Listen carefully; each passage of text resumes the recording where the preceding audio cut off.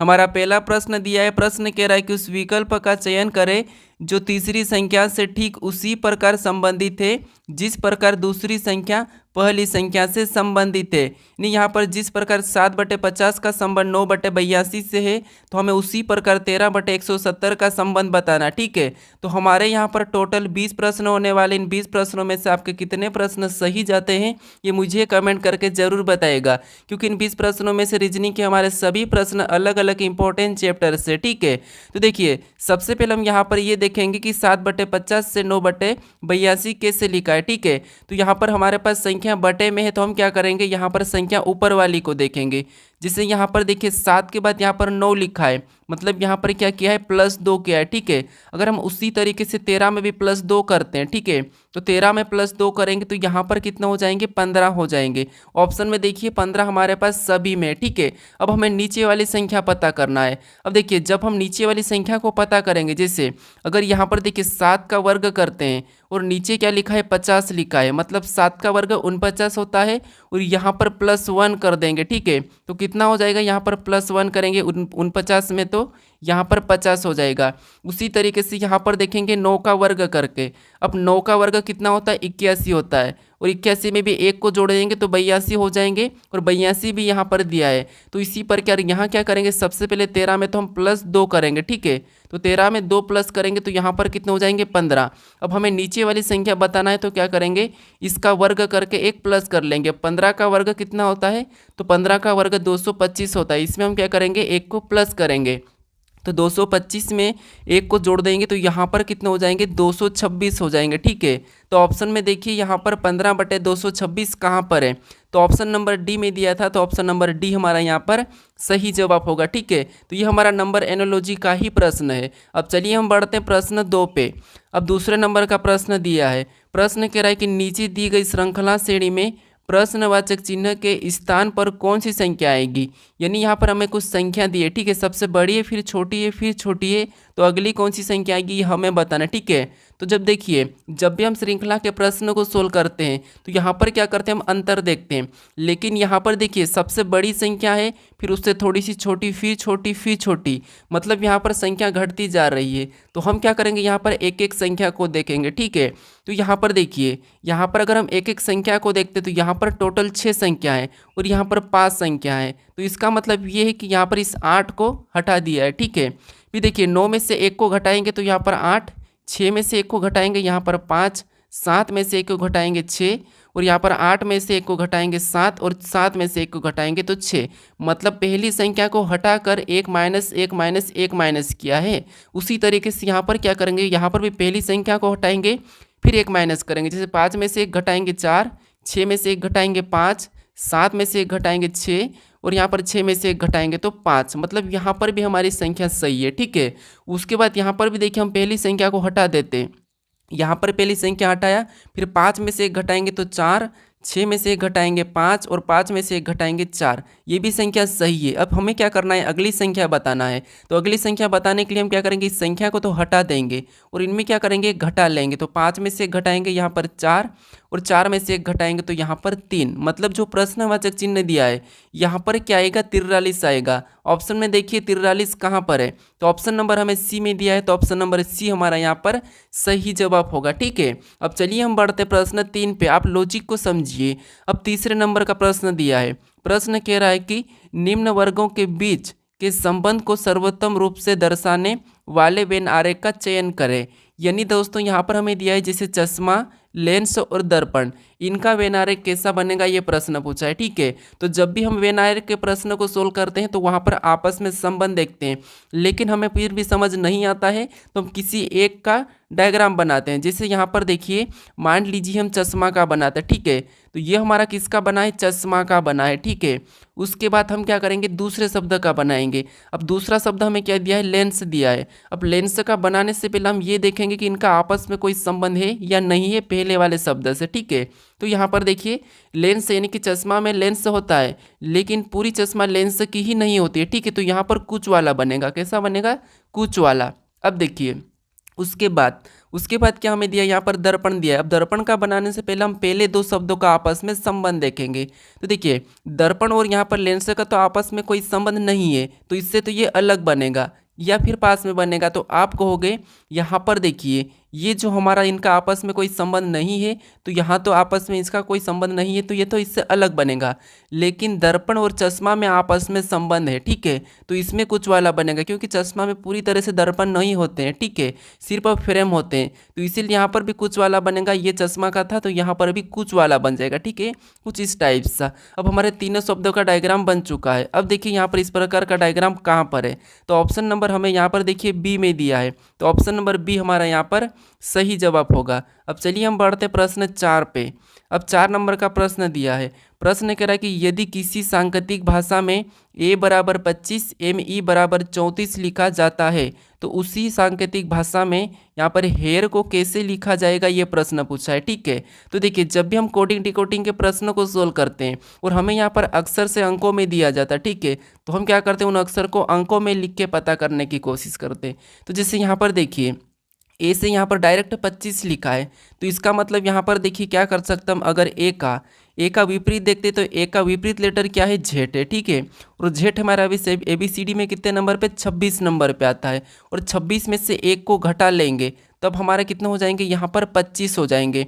और यहाँ पर देखिए 25 लिखा है। अब उसी तरीके से हम दूसरे वाले को चेक करते, जैसे एम हमारा, देखिए एम का विपरीत क्या होता है, तो एम का विपरीत अक्सर एन होता है। फिर देखिए ई का विपरीत क्या होता है, तो ई का विपरीत वी होता है। अब देखिए एन कितने नंबर पे आता है, तो एन हमारा 14 नंबर पे आता है, ठीक है। उसके बाद देखिए एन कितने नंबर पे, 14 नंबर पे आता है। फिर वी को देखेंगे तो वी कितने नंबर पे, तो वी हमारा 22 नंबर पे आता है, ठीक है। कितने नंबर पे, 22 नंबर पे, तो यहाँ पर ये 22 लिखेंगे। अब हम क्या करेंगे, इन दोनों को जोड़ देंगे। अगर इनको आपस में प्लस कर देते, ठीक है, तो यहाँ पर देखिए 14 मतलब 6, उसके बाद यहाँ पर देखिए 3, यहाँ पर कितने 36 हो रहे हैं, लेकिन यहाँ पर 34 दिया, तो हमें यहाँ पर सबसे पहले तो क्या करना, इनमें से भी एक एक माइनस करना है। जिससे यहाँ से एक माइनस करेंगे तो 13, ठीक है, और यहाँ से भी एक माइनस कर लेंगे तो यहाँ पर कितने हो जाएंगे, 21 हो जाएंगे, ठीक है। अब हमें क्या करना है, इसको प्लस कर लेना है। तो यहाँ पर देखिए 13 और 21 को प्लस करेंगे तो यहाँ पर कितने हो जाएंगे, हमारे पास यहाँ पर 34 हो जाएंगे, ठीक है। और यहाँ पर देखिए 34 भी दिया है। अब इसी प्रकार हमें क्या करना है, हेयर का भी कोड निकालना है, ठीक है। तो देखिए जैसे सबसे पहले एच का विपरीत क्या होता है, तो एच का विपरीत एस होता है, ठीक है। फिर देखिए ए का विपरीत क्या होता है, तो ए का विपरीत जेड होता है, ठीक है। उसके बाद देखिए आई, और आई का विपरीत आर होता है, और आर का विपरीत क्या होता है, तो आर का विपरीत आई, ये ठीक है। इसके बाद हमें क्या करना है, इनको अंकों में लिखना है। तो एस हमारा यहाँ पर देखिए 19 नंबर पे आता है, ठीक है। जेड हमारा यहाँ पर 26 नंबर पे आता है, आर हमारा 18 पे आता है, आई हमारा यहाँ पर 9 नंबर पे आता है। अभी में हमें क्या करना है, यहाँ पर एक एक को घटाना भी है, ठीक है। जैसे यहाँ पर देखिए 19 में से एक को घटा लेंगे तो यहाँ पर 18 होंगे, 26 में से एक को घटाएंगे 25 होंगे, 18 में से एक को घटाएंगे 17 होंगे, और 9 में से एक घटाएंगे तो 8 हो जाएंगे। अब हमें क्या करना है, इनको प्लस करना है, ठीक है। तो अब देखिए अगर हम यहाँ पर प्लस करते हैं तो 17 और 8 को आपस में जोड़ेंगे तो यहाँ पर हमारे 25 हो जाएंगे, ठीक है। और 25 में 50 को जोड़ देंगे तो यहाँ पर कितने हो जाएंगे, सॉरी 25 में 25 को जोड़ेंगे तो यहाँ पर कितने हो जाएंगे, तो यहाँ पर हमारे टोटल हो जाएंगे 50, और 50 में 18 को जोड़ेंगे तो यहाँ पर हमारे 68 हो जाएंगे, ठीक है। कितने हो जाएंगे, 68, मतलब हेयर का कोड क्या निकला है, 68 निकला है, ठीक है। तो ये हम ऑप्शन में देखेंगे तो ऑप्शन नंबर हमें यहाँ पर डी में दिया है, तो ऑप्शन नंबर डी हमारा यहाँ पर सही जवाब होगा, ठीक है। अब चलिए हम बढ़ते प्रश्न 5 पे।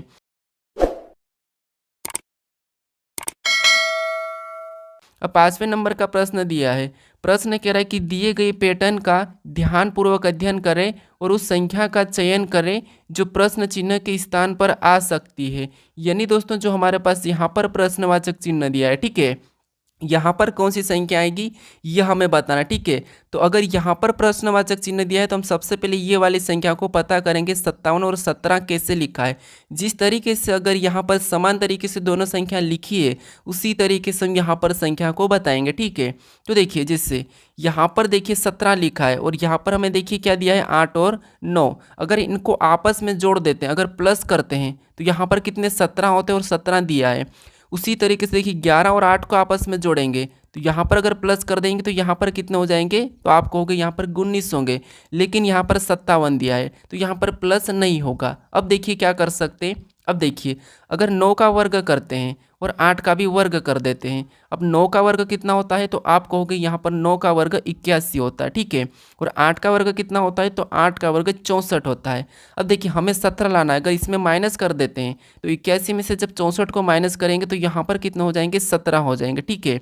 और 17 यहाँ पर दिया है। अब उसी तरीके से यहाँ पर 57 का पता करते हैं। सबसे पहले 11 का वर्ग करके देखते हैं और 8 का वर्ग, ठीक है, इसी प्रकार। अब 11 का वर्ग कितना होता है, 121 होता है। और 8 का वर्ग कितना होता है, 64 होता है, ठीक है। अब यहाँ पर क्या करना है, हमें 121 में से 64 को घटाना है। तो यहाँ पर अगर 121 में से 64 को घटाएंगे तो यहाँ पर कितने बचते हैं, 57 बचते हैं, ठीक है। और यहाँ पर देखिए 57 भी दिया है। अब इसी प्रकार हम क्या करेंगे, ऊपर वाली संख्या इसका वर्ग करेंगे और यहाँ पर नीचे 6 का भी वर्ग करेंगे। वर्ग करके क्या करेंगे, हम घटा लेंगे। जैसे देखिए 6 का वर्ग कितना होता है, 36 होता है, ठीक है। और 3 का वर्ग 9 होता है। और इनमें हम क्या करेंगे, 36 में से 9 को घटाएंगे तो हमारे पास यहाँ पर कितने बचेंगे, 27 बचेंगे। यानी जो प्रश्नवाचक चिन्ह है यहाँ पर क्या आना चाहिए, 27 आना चाहिए, ठीक है। तो ऑप्शन में देखिए कि 27 कहाँ पर है, तो ऑप्शन नंबर हमें ए में दिया है, तो ऑप्शन नंबर ए हमारा यहाँ पर सही जवाब हो जाएगा, ठीक है। अब चलिए हम बढ़ते हैं प्रश्न 6 पे। अब 6 नंबर का प्रश्न दिया है। प्रश्न कह रहा है कि यदि ए बी की बहन है, बी सी की बहन है और डी ए की माँ है तो निम्नलिखित में से कौन सा कथन सही नहीं है। यानी दोस्तों देखिए हम जब भी ब्लड रिलेशन के प्रश्न को सोल्व करते तो इसकी पिता है माता है ये बताते, लेकिन यहाँ पर हम इन कथन को बताना, ठीक है, कौन सा कथन सही नहीं है, ठीक है। तो ये थोड़ा हार्ड लेवल का प्रश्न कहलाता है, ठीक है। अब देखिए हम क्या करेंगे, सबसे पहले तो यहाँ पर देखिए तरीका, आपको ये पता है कि इनका रिलेशन बताना आता है। जैसे यहाँ पर देखिए यदि ए बी की बहन है, यानी यहाँ पर देखिए ए क्या है, तो ए बी की बहन है, ठीक है। तो यहाँ पर ए को हम क्या करेंगे, बी की बहन बनाएंगे। तो यहाँ पर ए किसकी बहन है, बी की बहन है। बहन है मतलब माइनस, ठीक है, ये एक हमारा चिन्ह पहचान का है। अब देखिए आगे कह रहा है कि बी सी की बहन है, मतलब बी क्या है, तो बी सी की बहन है, ठीक है, बी सी की बहन है। तो ये बी क्या है, बी सी की बहन है, तो हम इसको भी भाई बहन में बना लेंगे। यानी बी क्या है, तो सी की बहन है, मतलब ये भी एक लड़की है। उसके बाद अब देखिए और डी ए की माँ है, मतलब डी क्या है, ए की माँ है। तो डी ए की माँ है मतलब उसको ऊपर लिखेंगे, और ये डी क्या है, ए की माँ है, तो इसे भी माइनस लगा लेंगे। अब ये इनकी क्या है, ए बी सी की कौन माँ है, डी है, ठीक है। अब देखिए हमें यहाँ कह रहा है कि तो निम्नलिखित में से कौन सा कथन सही नहीं है। अब हमें यहाँ बताना कि इनके रिलेशन में हमें कथन दिया है, तो वो कौन सा कथन है जो सही नहीं है वो बताना है, ठीक है। तो पहले वाले ऑप्शन को देखेंगे, तो पहले वाले ऑप्शन को देखेंगे तो ए बी सी बच्चे हैं डी के। अब देखिए ए बी सी बच्चे हैं डी के, तो ये तो बात सही है, क्योंकि यहाँ पर देखिए ए बी सी ये तीनों की तीनों किसके बच्चे हैं, डी के बच्चे हैं, तो ये तो सही कह रहा है, ठीक है, ये बात तो सही है। अब देखिए हम दूसरे ऑप्शन को देखेंगे, दूसरा ऑप्शन क्या कह रहा है, ये तो बात सही है। अब दूसरा ऑप्शन कह रहा है कि सी ए और बी का भाई है। अब देखिए हमें यहाँ पर क्या कहा है कि सी ए और बी का भाई है। यहाँ पर देखिए क्या सी ए और बी का भाई है, तो नहीं। यहाँ पर देखिए सी तो ना लड़की है और ना ही लड़का है, हमें यहाँ पर नहीं कहा है। ये प्रश्न ये नहीं कहा था कि सी लड़की है या लड़का है। हाँ ये हो सकता है कि बी की भाई है या बहन है, ये कन्फर्म है, लेकिन लड़की है या लड़का है ये नहीं कहा, तो इसीलिए ये तो गलत होगा, यानी इसको हम गलत मानेंगे, ठीक है। उसके बाद हम तीसरे को देखेंगे, तो बी डी की बेटी है। अब देखिए बी डी की बेटी है, तो यहाँ पर देखिए एक लड़की है, ठीक है, और ये किसकी है, डी की है, तो ये तो सही कह रहा है, ठीक है, मतलब ये तो सही है। यहाँ पर हमारा ऑप्शन तीसरा तो सही है। अब देखिए डी को देखेंगे तो ए सी की बहन है। अब देखिए ए क्या है, सी की बहन है। हाँ ये हमारी कन्फर्म है कि सी की बहन है, क्योंकि यहाँ पर ये लड़की है, तो ये सही कह रहा है, ठीक है। तो ये भी हमारा क्या कह रहा है, सही कह रहा है। हमें पूछा था कि कौन सा कथन सही नहीं है, तो ऑप्शन देखिए कौन सा सही नहीं है, ऑप्शन बी वाला सही नहीं है, तो यही वाला हमारा क्या हो जाएगा, सही जवाब हो जाएगा, ठीक है। अब चलिए हम बढ़ते हैं प्रश्न 7 पे। अब 7वें नंबर का प्रश्न दिया है। प्रश्न कह रहा है कि निम्नलिखित दिए गए पासे में विपरीत फलक के आधार पर सही विकल्प का चयन करें। यानी दोस्तों आपको यहाँ पर क्या करना है, इनकी विपरीत फलक के आधार पर सही विकल्प का चयन करना है। जिससे आपको ये पता होगा कि इस पासे में विपरीत कैसे बताते हैं, तो किस विकल्प में एक दूसरे के विपरीत है वो देखना है, ठीक है। तो देखिए जैसे यहाँ पर मैंने बताया था आपको एक छोड़ के एक चलना है, तो ये चला तो ये इसका विपरीत है, ठीक है। उसके बाद अब यहाँ से और एक छोड़ के एक चलेंगे तो ये इसका विपरीत है, फिर हमारा जो बचा वो एक दूसरे का विपरीत हो जाएगा, जैसे प्लस का यहाँ पर भागित हो जाएगा, ठीक है। अब देखिए हमें ऑप्शन में देखना है कि यहाँ पर जो विपरीत है वही की वही ऑप्शन में है या नहीं है, ठीक है। तो यहाँ पर देखिए, सबसे पहले ऑप्शन में देखेंगे तो यहाँ पर दिया है कि प्लस और त्रिभुज विपरीत है, यानी कि प्लस और त्रिभुज विपरीत है, लेकिन यहाँ पर देखिए त्रिभुज का विपरीत एक गोल वाला चिन्ह है, तो ये ऑप्शन हमें क्या कह रहा है, गलत दिया है। ठीक है, यहाँ पर गलत दिया है। फिर देखिए यहाँ पर प्लस और ओ ये दोनों विपरीत है, तो आप कहोगे प्लस और यहाँ तो भागित विपरीत है, तो यहाँ क्या दिया है, प्लस और यहाँ पर ये वाला चिन्ह दिया है, तो ये भी हमारा क्या है, गलत है। फिर ऑप्शन सी को देखेंगे तो यहाँ पर देखिए त्रिभुज और ये हमारा व्रत वाला है, ठीक है, ये दोनों विपरीत है, तो हाँ यहाँ पर हमें दिख रहे हैं, मतलब ये तो सही है। अब दूसरे को देखेंगे तो प्लस और भागित विपरीत है, तो यहाँ पर देखिए प्लस और भागित भी हमें यहाँ पर दिखा है विपरीत, तो ये भी सही है। अब तीसरा देखेंगे, यहाँ पर ये चिन्ह और ये तो आपस में चिन्ह है, ठीक है, ये भी विपरीत है, तो यहाँ पर देखिए ये भी यहाँ पर हमें विपरीत दिया है, मतलब ये तो तीनों की तीनों सही दिए, ठीक है, तो इसका मतलब ये तो सही है। अब यहाँ पर हम डी को देखेंगे तो डी में प्लस और भागित विपरीत है, ये तो सही है, लेकिन यहाँ पर देखिए त्रिभुज ये वाला चिन्ह विपरीत आपस में नहीं है, क्योंकि त्रिभुज का चिन्ह कौन सा वाला है, ये गोल वाला विपरीत है, और यहाँ पर हमें दूसरा वाला दिया है, ठीक है, तो ये वाला नहीं होगा। हमें ऑप्शन नंबर कहाँ पर मिला है, सी में मिला है, तो ऑप्शन नंबर सी हमारा यहाँ पर सही जवाब होगा। ठीक है, अब चलिए हम बढ़ते हैं प्रश्न 8 पे। अब 8वें नंबर का प्रश्न दिया है, प्रश्न कह रहा है कि निम्नलिखित प्रश्न श्रृंखला श्रेणी में प्रश्नवाचक चिन्हों को ज्ञात करें, यानी दोस्तों जो प्रश्नवाचक चिन्ह दिया है यहाँ पर कौन से अक्षर आएंगे ये बताना है। ठीक है, तो देखिए यहाँ पर हम एक एक अक्षर को देखेंगे कि कैसे लिखे गए, तो यहाँ पर देखिए एल के बाद आई लिखा है, मतलब आई तो बात आता है, फिर पी लिखा मतलब फिर और आई से पहले आता है, इसका मतलब देखिए पहले कम हुआ फिर ज़्यादा हुआ, कम हुआ ज़्यादा हुआ, ऐसा है, तो फिर आपको क्या करना है, एक छोड़ के एक चलना है। जैसे यहाँ पर देखिए एल के बाद डायरेक्ट हम पी को देखेंगे तो यहाँ पर प्लस कितना किया है, +4 किया है।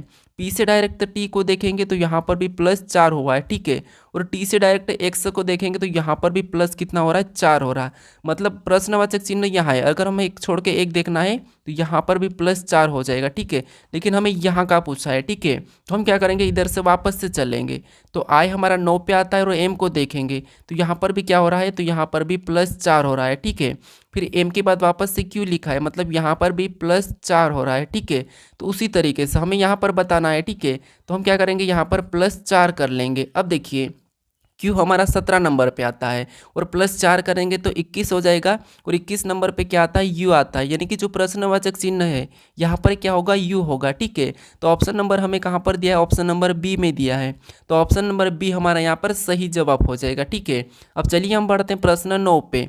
अब 9वें नंबर का प्रश्न दिया है, प्रश्न क्या करा, देखिए आप कहते हैं कि प्रश्न आप सरल बताते हो, सरल नहीं, आपको मैं कठिन ही बताता हूँ जो प्रश्न पूछे जा चुके हैं, लेकिन यहाँ पर ऐसा है कि आप वीडियो को अपने फ्री माइंड से देखते हो, ठीक है, और जब आप परीक्षा में जाते हो, परीक्षा देने जाते हो, वहाँ पर आपका माइंड थोड़ा सा डरा हुआ रहता है, आप ये सोचते हो कि पता नहीं, घबराए हुए रहते हो, इसीलिए वहाँ पर पेपर आपको कठिन लगता है, तो इसीलिए मैं कह रहा हूँ कि पेपर भी आप आराम से दीजिएगा। ठीक है, अब देखिए प्रश्न कह रहा है कि दिए गई वेन आरेख में ए पढ़ने वाले को, बी खाना बनाने वाले को, सी खेलने वाले को दर्शाता है।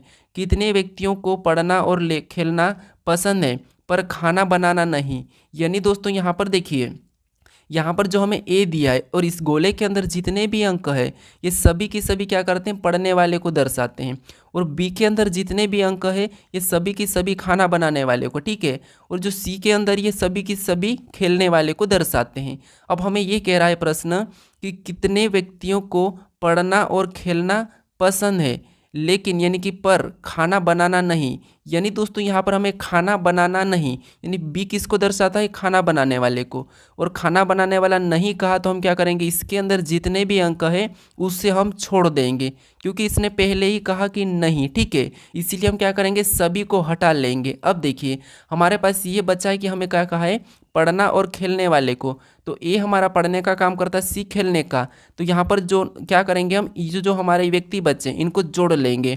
अब देखिए 14 और 6 को जोड़ लेंगे, ठीक है, इनको आपस में प्लस करेंगे तो 20, और 20 में 21 को जोड़ेंगे तो यहाँ पर कितने हो जाएंगे, टोटल हमारे 41 लोग हो जाएंगे, ठीक है, कितने हो जाएंगे, 41 लोग, यानी कितने लोग हमारे, तो पढ़ने और खेलने कितने लोग पसंद करते हैं, 41 लोग पसंद करते हैं। ठीक है, तो हम ऑप्शन में देखेंगे कि 41 कहाँ पर है, तो ऑप्शन नंबर हमें यहाँ पर डी में दिया है, तो ऑप्शन नंबर डी हमारे यहाँ पर सही होगा। ठीक है, आपको यहाँ पर कुछ अक्षर भी मिलते हैं कभी कभी। अब चलिए हम बढ़ते हैं प्रश्न 10 पे।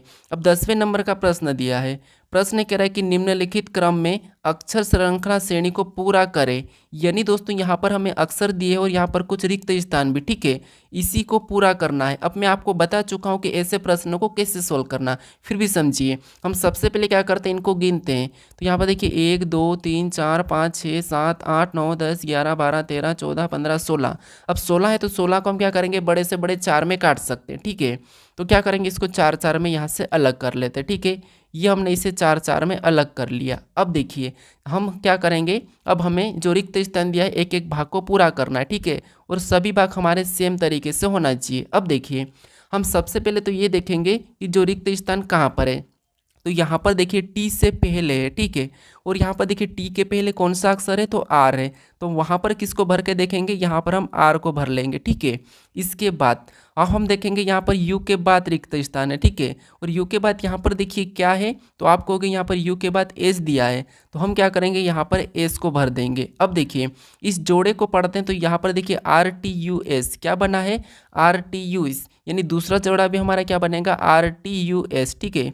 यहाँ पर क्या बनेगा, आर टी यू एस। उसी प्रकार यहाँ पर भी आर को भरेंगे और यहाँ पर टी को भर देंगे, तो ये भी हमारा कौन सा बनेगा, आर टी यू एस। उसी प्रकार यहाँ पे आर टी यू एस, यहाँ पर रिक्त स्थान पे आर भर एस भरेंगे, तो यहाँ पर भी आर टी यू एस, ठीक है। अब हमने किस किस लेटर को भरा वो लिखेंगे। तो सबसे पहले तो हमने आर को भरा, ठीक है, किसको भरा है, सबसे पहले हमने आर को भरा, फिर दूसरा हमने यहाँ पर देखिए एस को भरा, फिर हमने यू को भरा, फिर हमने वापस से आर को भरा, फिर वापस से हमने टी को भरा और लास्ट वाला हमने एस भरा। हमें ऑप्शन में देखना है कि ये कहाँ पर है।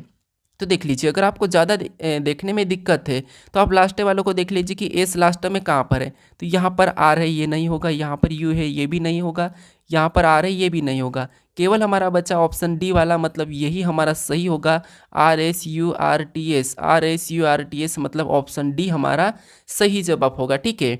अब चलिए हम बढ़ते प्रश्न 11 पे। अब 11 नंबर का प्रश्न दिया है।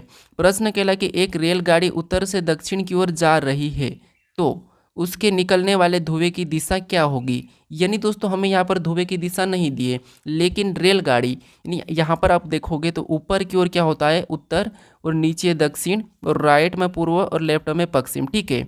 अब देखिए हमें ये कह रहा है कि एक रेलगाड़ी उत्तर से दक्षिण की ओर जा रही है, मतलब यहाँ पर उत्तर और दक्षिण की ओर जा रहे हैं, मतलब यहाँ से इस पॉइंट से रेलगाड़ी किधर जा रही, इधर जा रही है, ठीक है, किधर, इधर जा रही, दक्षिण की ओर।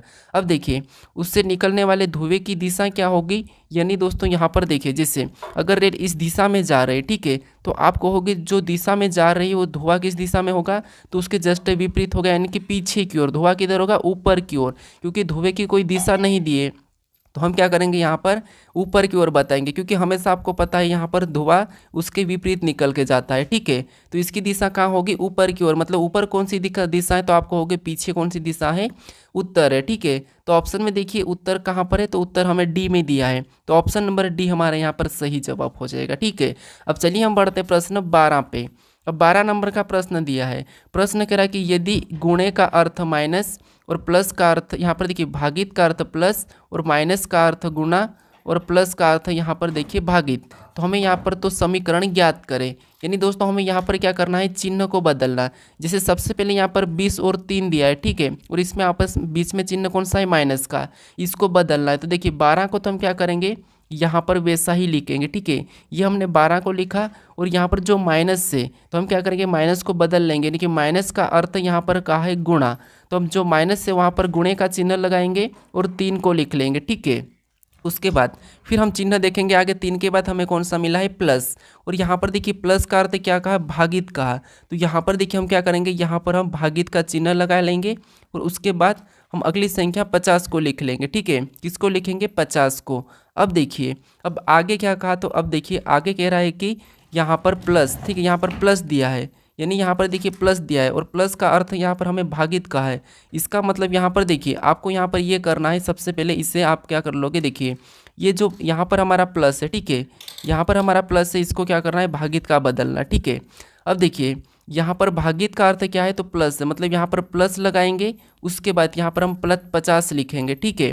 फिर देखिए जो प्लस का अर्थ है, ठीक है, प्लस का अर्थ क्या है, भागित है, तो यहाँ पर हम क्या करेंगे, भागित का लगा लेंगे, ठीक है। यहाँ पर हम भागित का लगाएंगे जहाँ प्लस से, तो वहाँ पर प्लस का भागित लगाएंगे, मतलब यहाँ पर 10 हो जाएगा, ठीक है।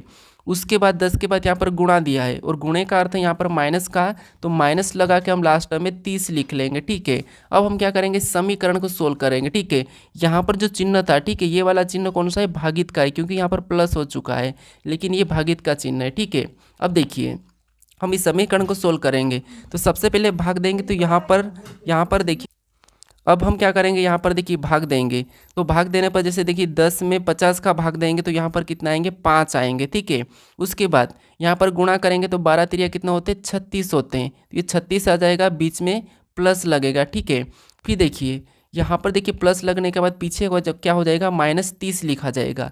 अब देखिए सबसे पहले हम प्लस कर ले, तो 36 में से +36 में +5 करेंगे, तो यहाँ पर हमारे कितने हो जाएंगे, 41 हो जाएंगे, और माइनस कितने करेंगे, हम 30 को माइनस कर लेंगे, तो यहाँ पर हमारे बराबर कितने हो जाएंगे, 11 हो जाएंगे, ठीक है।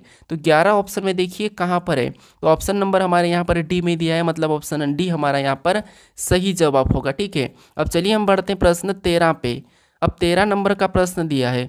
प्रश्न क्या कह रहा है कि एक कतार में 17 लड़कियां हैं, प्रारंभ से बीच वाले लड़के 9वीं है। यानी दोस्तों यहाँ से अगर कोई, यहाँ पर एक हमारी पंक्ति है, ठीक है, एक कतार है, और इसमें प्रारंभ से बीच वाली लड़की कौन सी है, 9वीं है।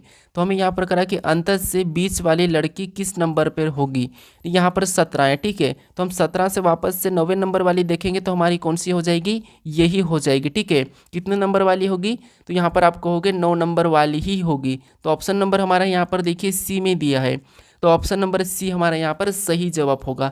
अगर आपको गिनना तो गिन सकते हो, ठीक है।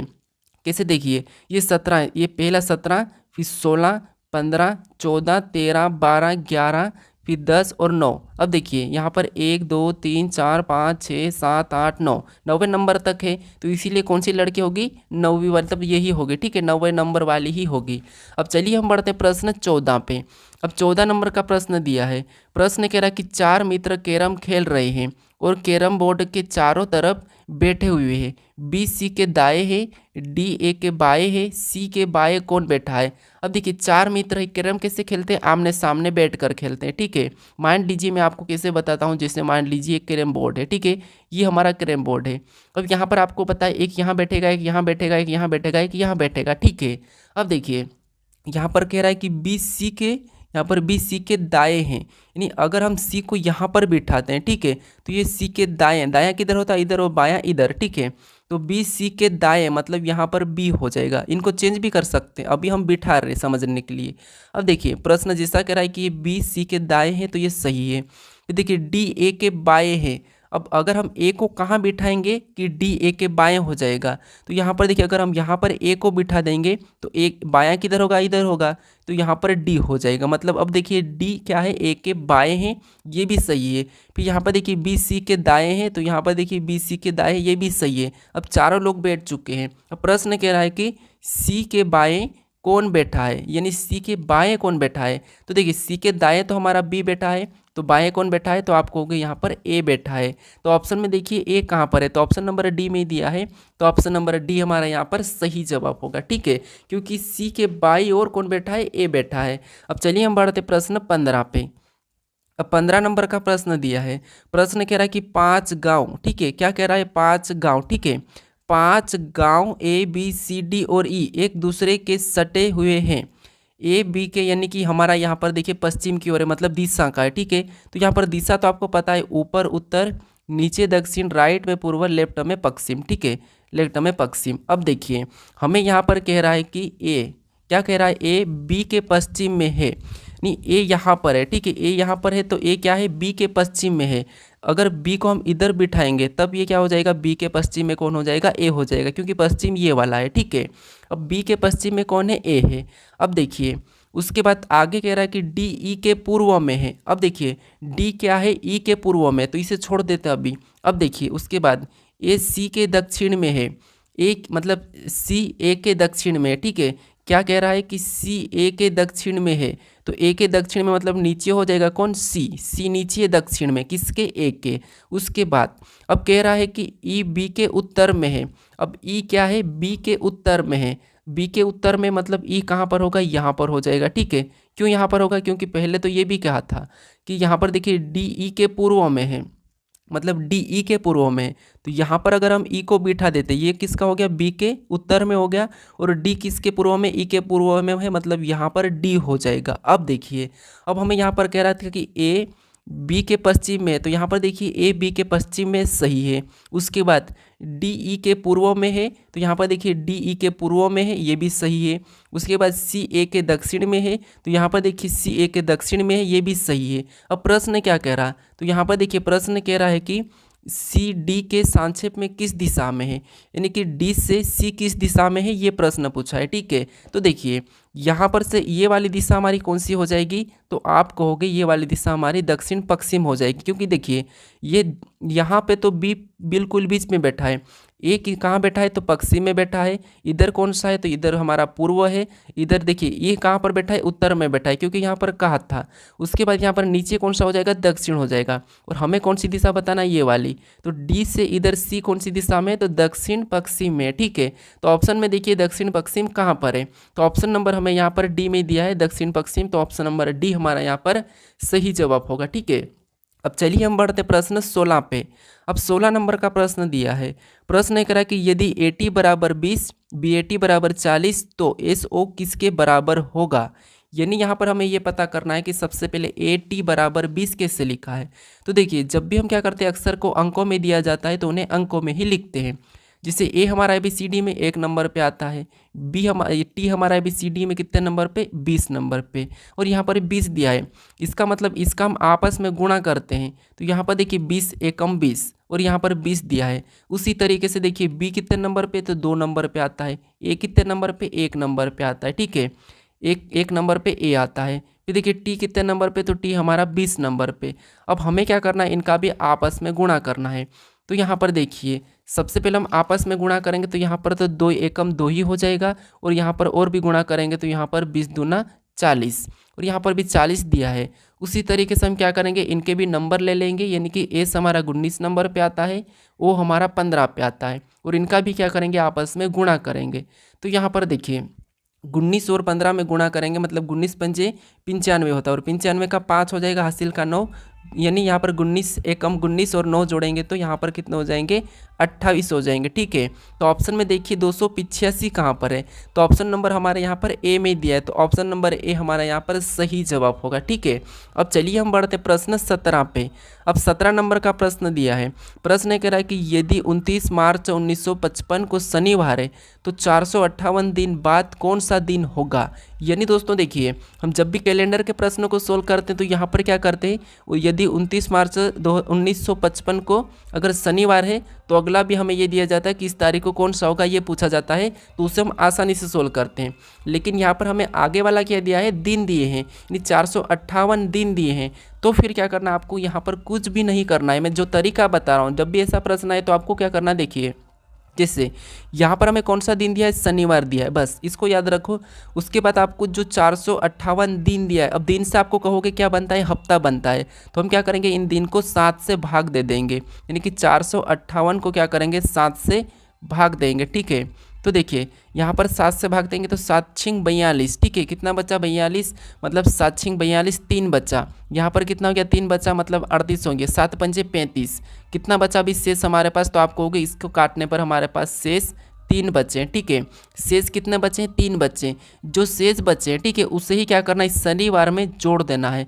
अब शनिवार में 3 दिन जोड़ेंगे तो मतलब रविवार, सोमवार और मंगलवार, तो यहाँ पर क्या हो जाएगा, मंगलवार हो जाएगा, ठीक है। ऑप्शन में देखिए मंगलवार कहाँ पर है, ऑप्शन नंबर हमें सी में दिया है, तो ऑप्शन नंबर सी हमारा यहाँ पर सही जवाब होगा, ठीक है। तो आपको यहाँ पर ये पता करने की कोई ज़रूरत नहीं, ठीक है। जब आपको यहाँ पर दिन दिया जाता है तो इन दिनों को क्या करना, आपको 7 से काट लेना है, जो शेष बचता है उसे इसी में जोड़ देना है। अगर शेष यहाँ पर मान लीजिए 0 बचा तो फिर आपको वही दिन बता देना है, ठीक है।